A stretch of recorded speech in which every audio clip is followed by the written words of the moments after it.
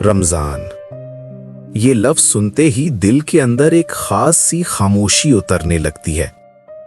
ایسا لگتا ہے جیسے وقت ذرا آہستہ چلنے لگتا ہو اور انسان خود کو سننے لگتا ہو۔ رمضان اسلام میں کوئی ثقافتی روایت نہیں، نہ ہی یہ صرف ایک سالانہ عبادتی معمول ہے۔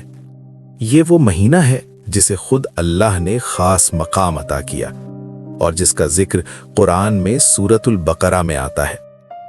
اسلام میں رمضان کی اہمیت اس لیے نہیں کہ دن میں بھوک لگتی ہے یا پیاس برداشت کی جاتی ہے، بلکہ اس لیے کہ اسی مہینے میں انسان کو اپنی زندگی کے طریقے پر غور کرنے کا موقع دیا جاتا ہے۔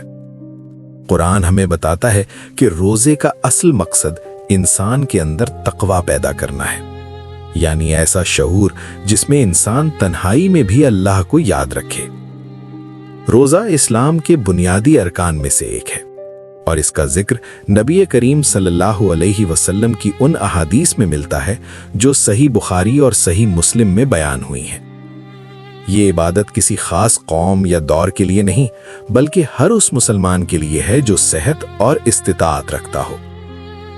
نبی کریم صلی اللہ علیہ وسلم کے رمضان کا تصور ہمارے آج کے رمضان سے کافی مختلف تھا۔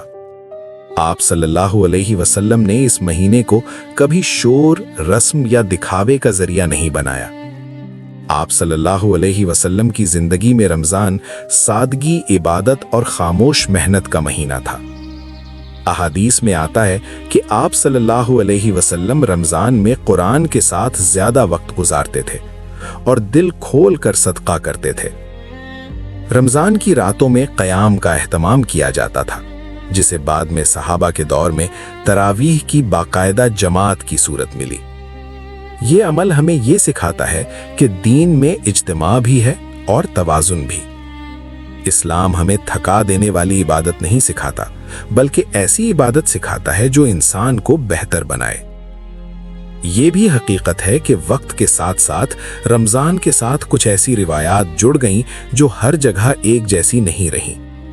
اسلام ہمیں یہ اصول دیتا ہے کہ عبادت وہی معتبر ہے جس کی بنیاد قرآن اور سنت پر ہو۔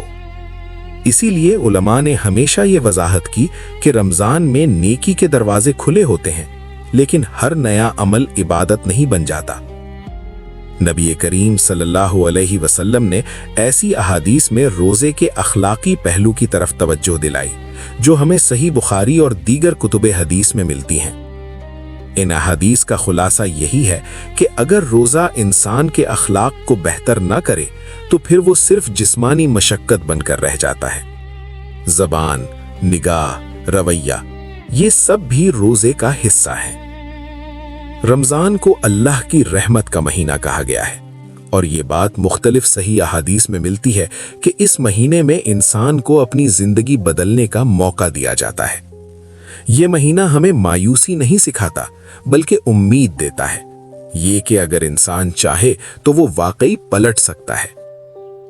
رمضان کا اصل سوال یہ نہیں کہ ہم نے کتنے روزے رکھے یا کتنی راتیں جاگے۔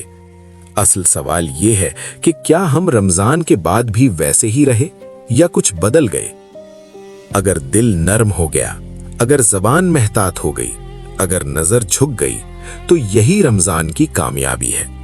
اور اگر سب کچھ ویسا ہی رہا تو شاید رمضان آیا لیکن ہمیں چھو کر نہیں گزرا۔ یہی رمضان کا اصل پیغام ہے۔